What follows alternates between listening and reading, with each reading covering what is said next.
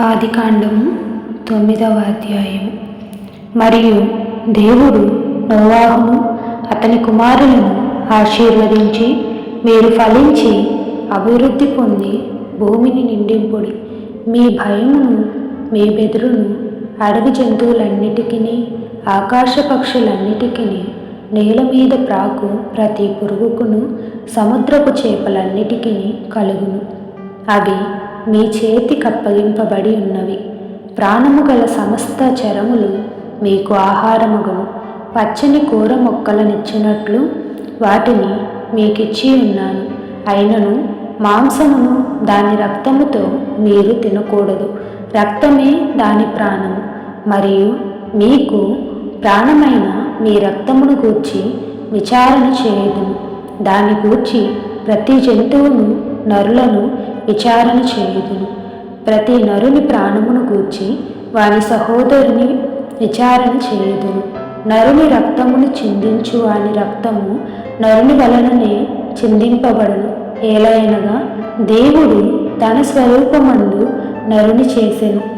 మీరు ఫలించి అభివృద్ధి నొందిరి. మీరు భూమి మీద సమృద్ధిగా సంతానము కని విస్తరించుడని వారితో చెప్పెను. మరియు దేవుడు నోవాహు అతని కుమారులతో, ఇదిగో, నేను మీతోనూ మీ తదనంతరము మీ సంతానముతోనూ మీతో కూడనున్న ప్రతి జీవితోనూ, పక్షులేమి పశువులేమి, మీతో కూడా సమస్తమైన భూజంతువులేమి, ఓడలో నుండి బయటకు వచ్చిన సమస్త భూజంతువులతోనూ నా నిబంధన స్థిరపరచుచున్నాను. నేను మీతో నా నిబంధన స్థిరపరచుదును. సమస్త శరీరులు ప్రవాహ జలము వలన ఇకను లయపరచబడరు. భూమిని నాశనము చేయుటకు ఇకను జల ప్రవాహము కలుగదని పలికెను.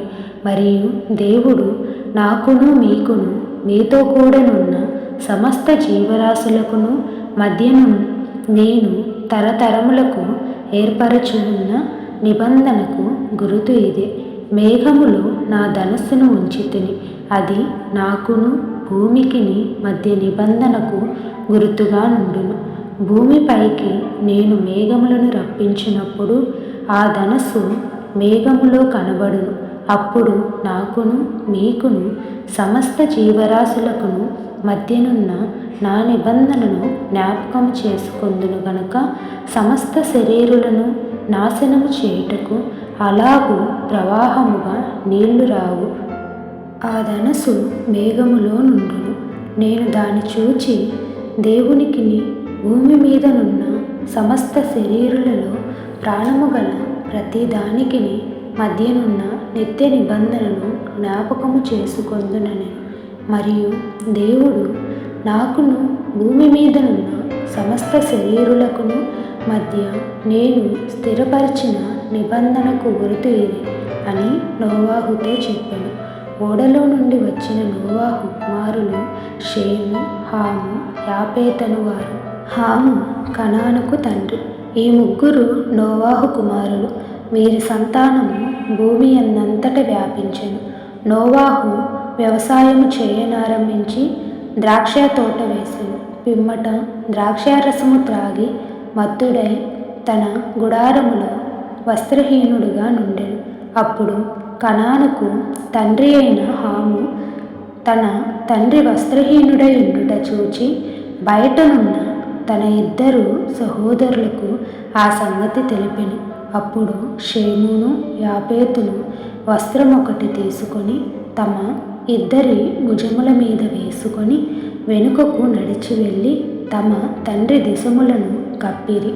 వారి ముఖములు వెనుక తట్టు ఉండుట వలన తమ తండ్రి దిశములను చూడలేదు. అప్పుడు నోవాహు మత్తు నుండి మేలుకొని తన చిన్న కుమారుడు చేసిన దానిని తెలుసుకొని, కనాను శపింపబడిన వాడే తన సహోదరులకు దాసుడవును అనెను. మరియు అతడు షేము దేవుడైన యెహోవా స్తుతింపబడునుగాక, కనాను అతనికి దాసుడగును. దేవుడు యాపేతును విశాలపరచును. అతడు షేము గుడారములలో నివసించును. అతనికి కనాను దాసుడగును అనెను. ఆ జలప్రవాహం గతించిన తరువాత నోవాహు 350 ఏండ్లు బ్రతికెను. నోవాహు బ్రతికిన దినములన్నీ 950 ఏండ్లు. అప్పుడతడు మృతి పొందెను.